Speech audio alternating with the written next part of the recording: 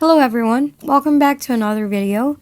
In this video, I'm going to show you how to make a group chat on Discord.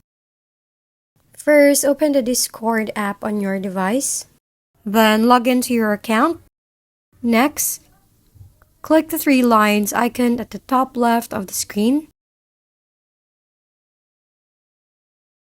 You can see the message icon. Click on it. Now, select the people that you want to invite to the group chat. Note that you can only add 9 friends in the group chat. Now, once you're done selecting your friends, then simply type your message. That's about it.